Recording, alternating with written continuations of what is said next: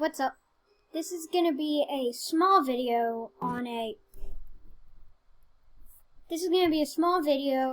game spotlight, if you would like to call it that, because I found a new game, and frankly, I enjoy it. Not anything else to say on that. I am wearing my amazing Tinker shirt, hashtag not sponsored. Go and check them out. They don't sponsor me, I'm just pointing it out because they're a great service. Okay, so this is a game called For the King. I have had 3 rounds in it. It is a dice roll kind of game. And so if you don't like those kinds of games, get out. Just go. Watch a better video. So, I have had 3 games. My first 2 I have failed.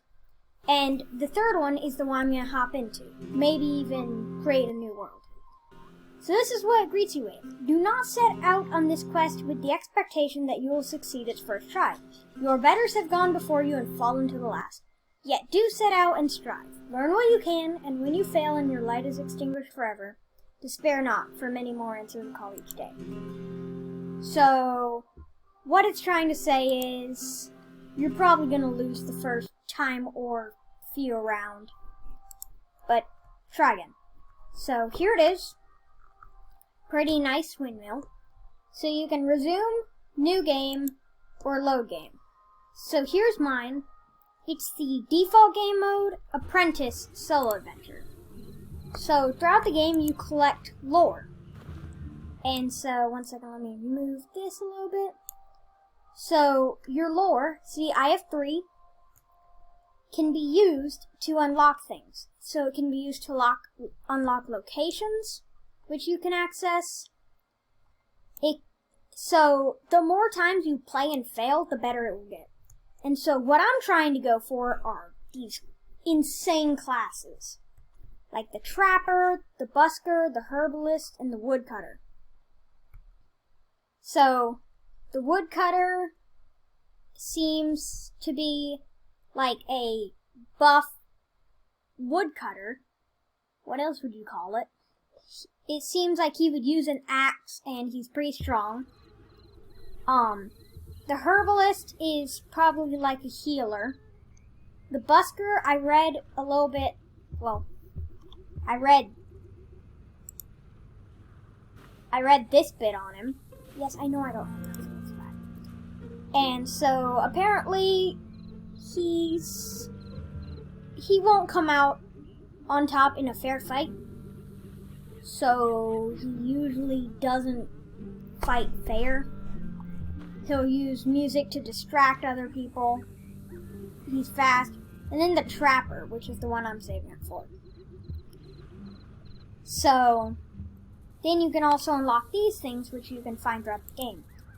In, like, quests, shops. So here are the Swift Shoes and the Razor, the 2 I've unlocked.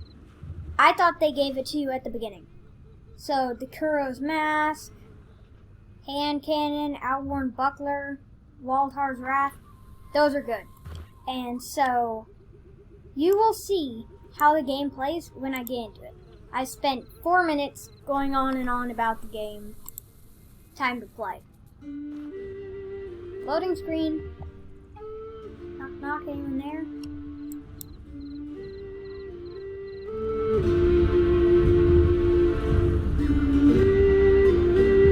Okay, so I had to restart the game. Hopefully this time it'll work. Here it is, For the King.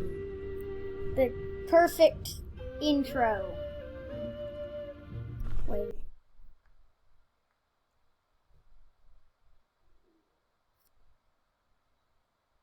Why didn't I just start the video on the intro? This is why we have something called scripts. And this is why I need to start using one. Okay. So, this can be played with a controller. Also, that's up there. But I prefer to use mouse and keyboard, because I like mouse and keyboard in pretty much all games other than Fortnite. Which is why I have my beautiful hand-painted Xbox remote with a cable just sitting right next to my computer. So, a very unprofessional setup. So, we are going to click resume, and we are going to resume my adventure. Da-na-na-na-na. So here are my characters. I have player 1, the blacksmith, player 2, the hunter, and player 3, the scholar. So all of these guys have custom things. That's a better shield than you start off with, better mace, tunic, hat. He has a tunic and a better bow, I think. And then she has the Demios skull, which I went into like a little cavern. There was this big giant boss with a ton of health and resistance to magic and physical attacks. I defeated him, got the helmet. Okay, now into the game. So, each time you go to move, one second. Okay, I got rid of that message. So, each time you go to move, your character will have like a random roll. Wait, where would be a good place to? That's better. Okay, so I have my face cam in the left. Wrong way. In the left. There we go. So, the way it works is every time before you start your round, it'll take one of your character's stats and it'll do a random roll to see how many moves you get. So, I have 2 left, 1 left, none left. So that's a Bison-Tor. I can't engage in combat with him. And also, you have these things called Sanctums. So, the Sanctums, you can claim them. And so, they will, 1, give you a buff. Like with this person, the Sanctum of Shadow. +5 evasion and ambush immunity. You can collect items. So, because of the skull, player 3 is immune to fire, freeze, and stunner daze. And also immune to ambush. So, and then, because of the Sanctum of Shadow, she's immune to ambush and has +5 evasion. So you can get better pipes to increase the power of herbs that you use, like the God's Beard and the Golden Root. And the whole thing is set in a fantasy-style game with these fantasy creatures. I really like fantasy, so I have no complaints. Also, the second use of the Sanctums, apart from giving you a buff, like the Sanctum of Focus, +2 max focus, they will give you an extra life. So, here's my life pool. Every time a character is revived by the life pool, it decreases by 1. So, every time I revive another character, that 7 hearts decreases by 1. The Sanctums, they will crumble when you die, but it will not take a life pool. So those are good. And then you see these are focus points. So you can use focus to help with actions. Here's the thing I was talking about, where I got the skull. So, the crazy thing about this game is, it takes a little while to wrap your head around it, but all in all, it's a really fun, good game. I love it. So, what I'm going to try and do is I'm going to try and get near the Bison-Tor. A bandit's come. So here I can show you the fighting. So you see all these red marks? Wherever a character is inside these red marks, that they will be added to the battle. So since my characters are inside, they help me out in the battle. Every character moves separately. But because the Bison-Tor's in there too, I have to face both of them. So I can use an ambush, and I can right-click to use my skill points, but I'm using player 1.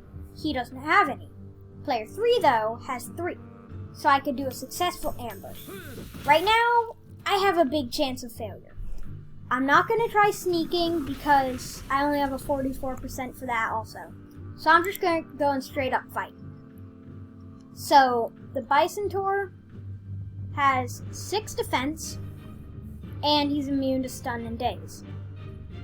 He's a level 2, and he has 32 health. The Bandit has 18 health and is a level 2.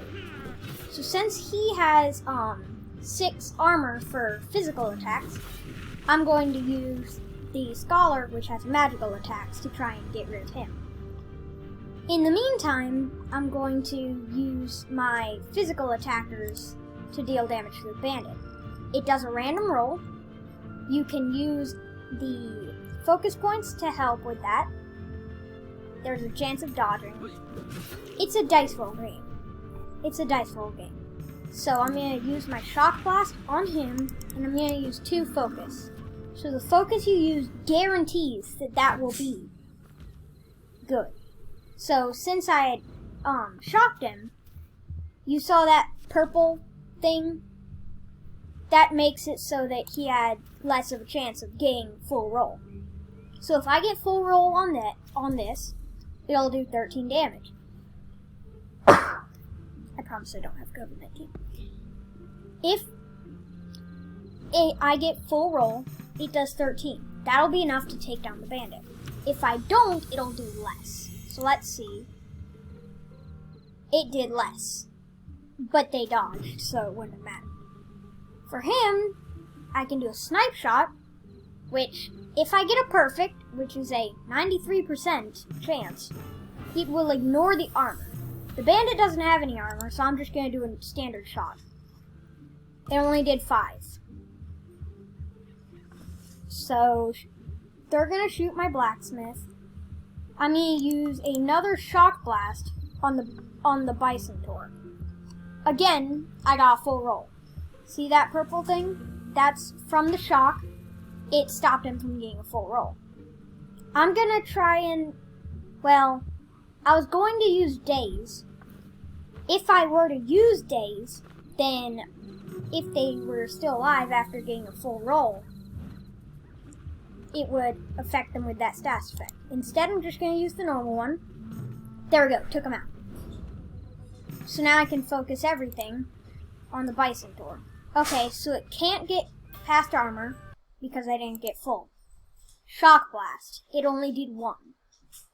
But that did 3 damage, which helps. So, I'm going to try and use the Daze. It only did 3. Okay. So I'm going to use Snipe Shot again. Blocked it. Shock Blast. That did 5. He's at 1 HP. But he got a full roll, killed one of my allies. So I'm going to have to use a revive. But I'm going to do so after the battle. Full roll. He did a no-looker. There we go. I've taken them both down. So now I'll get loot. So I got 27 gold. Collected all to her. Heavy sword. That does far better than the hunting bow. So I'm going to equip that. So now I can move over to him and revive him. But that took 1 out of my life pool. So now I can move farther in this way. I can try and find a boat and go. Or I'm going to make my way over to that sanctum. So with player 1, that'll be able to help him. And out of nowhere, here this guy comes. I'm going to try and ambush. Actually, no, I can't. This is player 2. I'm going to try sneaking. Failed. Okay, so only 2 of my allies were in range of it. So I'm going to use this. It has 5 rolls, though. It can do up to 24, but all of them were canceled out. Ooh, fries.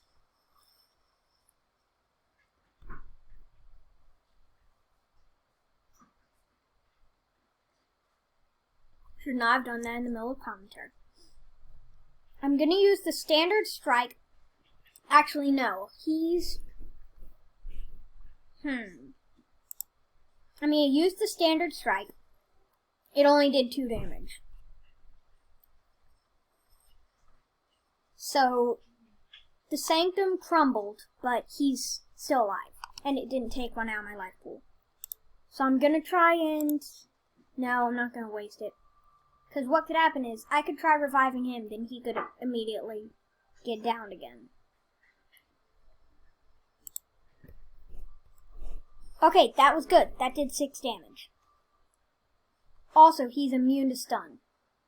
But he got a full roll and took down both of my members. But I still have 1 member left. So if I can move over to him, I can revive him. So we're going to try and move away from him. And so I'm going to try and go to here and heal up. So I'm going to end my turn.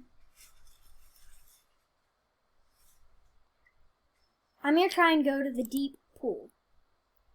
Test your skills. Stumbled upon Fountain of Life. Drinking from the fountain will recover a life. That is good. The water's terribly deep, something glimmers at the bottom. So gain 1 item, nothing, skip turns, or die. I gained an item. Good. A wooden round shield. I'm going to... Well, my ward shield's better, so I misclicked. So here I can view everything he has. I'm going to unequip that. Now I'm going to see, I start off with the simple iron one. I'm going to give him that one back. So that allows him to taunt. So, gonna back out of this menu. And then I can't get there yet.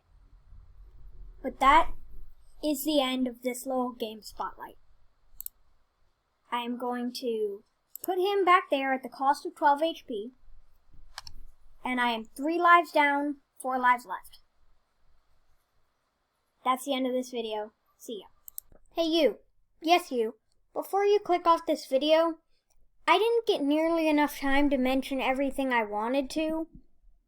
Seeing as this is a new game, I didn't really have much to showcase. But I just want to say, this game has been a long time. I think it's been out for a long time. They've had so much time to remake things. What I showed off was the default game mode, and there's so many others that I haven't even tried yet. And so, with all the cool things, like you've got armor, you've got shields, you've got swords, you've got blunt weapons, and you've got enemies like this guy. I haven't even seen one of him in the game. But after going on the Gamepedia page for this game has so much good stuff, and it's such an amazing game. I'm so glad that Epic Games had this for free this week. This is just such a nice game, and I can't wait to play it more. And I'm probably going to upload a series on me doing the default game mode. Maybe even some of the other ones. I've read up on the special characters that you can also unlock. It's such a nice game. And like many games, there are so many out there in the world that some people don't even know about these. So I hope more people find out about this game, because it truly is a masterpiece. I love it.